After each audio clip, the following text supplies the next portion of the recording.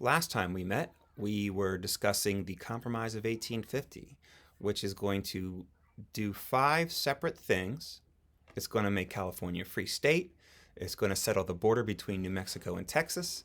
It's going to allow Texas to have no restrictions on slavery. It's also going to set up a Fugitive Slave Act, in addition to uh, illegalizing the slave trade in Washington, D.C., but not slavery itself. So we're going to have a little bit of calm before the after the passage of the Compromise of 1850, but that does not last long. Many in the North cannot accept the Fugitive Slave Act. It is just unacceptable. It is absolutely horrendous to these Northerners, many whom are abolitionists, people who want to get rid of slavery altogether, and certainly people who do not want slavery to continue. Um, the Fugitive Slave Act of 1850 requires all citizens to help catch runaways.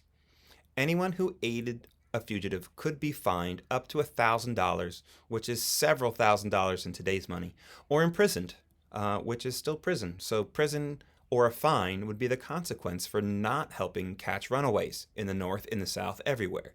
People in the South believed the law would force Northerners to recognize the rights of Southerners. Instead, enforcement of the law just led to mounting anger, convincing more people of the evils of slavery. This is a very important point that this paragraph is making. The Southerners want to keep their slaves, but they also don't want to be told by Northerners how to live their lives, how to run their southern states, how to do anything. They have an intense loyalty to the South, and they view Northerners as foreigners almost, who want to come and boss them around, and they can't stand for it. Thinking that this will have the Northerners recognize the rights of Southerners is naive. It is not in human nature. It is not in human nature to be bossed easily. And this is not going to boss the North, just like the North could not boss the South. And it will be resisted. After the passage of the Fugitive Slave Act, slaveholders step up their efforts to catch runaways. They feel emboldened by the new law. They feel that the federal government is on their side to do this, and they have every right to capture runaways who had lived in freedom sometimes in the North for years. Sometimes they seize African Americans who are not runaways and force them into slavery. It's been a little while now, but there's a movie called 7 Years a Slave, and I could be getting the name wrong because I'm thinking this off the top of my head. But it's about a New York free African American who was a lawyer who was never a slave, and because of this was forced into slavery.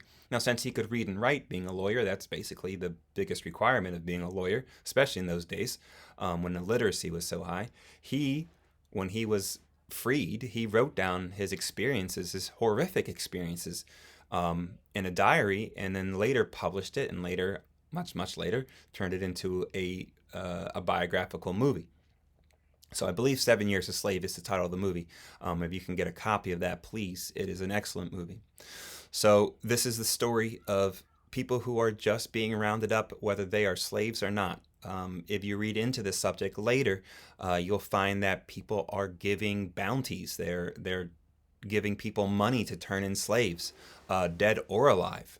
And of course, they're not really checking anyone's documents. Not that there are many documents to have. Birth certificates aren't a thing, really. They don't have any paperwork to show that you are free or a slave. It's much different than the days we live in, where there's a social security number, and then you have birth certificates and passports and driver's licenses and all kinds of things to identify you. There's no real identification in the 1800s. So forcing any African American into slavery would have gotten you money. So a lot of people did that regardless. Not everybody, but it happened often enough. On the other side of this, in spite of the penalties, Northerners actually refused to cooperate with the law's enforcement. You'll find that in the North that people are just ignoring federal law. In the South, something that's more well known, the Underground Railroad, is going to really take shape. It's not starting in 1850. However, it does increase in its effectiveness. A network of free African Americans and whites are going to help runaway slaves make their way to freedom through the South all the way to the North, with figures such as Harriet Tubman, who are conductors on this metaphorical train. It's not really a train. I do have to explain this to my students every year. The Underground Railroad is not an actual railroad, it's a metaphor. Railroads and trains make several stops along a certain path, a track. And in this way, you will find that there are several stops along the southern routes to take slaves in hiding. They're underground, not literally underground like a subway, but in secret so they don't get caught. And the Underground Railroad is going to have many people along the way to help slaves reach their freedom over what is called the Mason-Dixon line that separates Maryland and Pennsylvania. And anti-slavery groups, once we have these slaves who have run away to freedom, we have many anti-slavery groups that are going to help in many ways. Some are going to try to rescue African Americans who are being pursued or those being captured. We're going to have people who are going to try to get fugitive slaves on their feet, help them transition into free life in the North. Just random people who don't want to see the slave hunters just catching every slave or any African American they can find. They would go around shouting that the slave hunters were coming to allow people to have time to run away and escape. Not that everybody did, but many people did whatever they could to contribute to getting the slaves, keeping slaves free in the North, even to the point where many people would actually buy the freedom of African Americans, which was expensive, and not everybody could afford this, but many people took collections at church and such to do this. And the most important part we have to understand is that if you are if you are charged with breaking a law, you go to court. The court will then convict you or let you go. Northern juries are going to actually refuse to follow the rules of our country. They're going to refuse to convict those who are actually accused of breaking the law. And these people broke a federal law, but Northern juries will refuse to convict these people because they believe the law is immoral and wrong. It's going to show up in our literature. Remember, there's no TV, there's no movies, and books are still one of the main, if not the main way of communicating information, newspapers and books. And books can do a lot that newspapers can't. Books can convey emotion when newspapers have to report facts. People like Harriet Beecher Stowe used her talents to explain an opinionated way of how slaves were treated. The daughter of a New England minister, Harriet Beecher Stowe, the wife of a religion professor, was an active anti-slavery movement person herself much of her life. She even wrote the novel Uncle Tom Cabin, which is famous during this era, and published in 1852.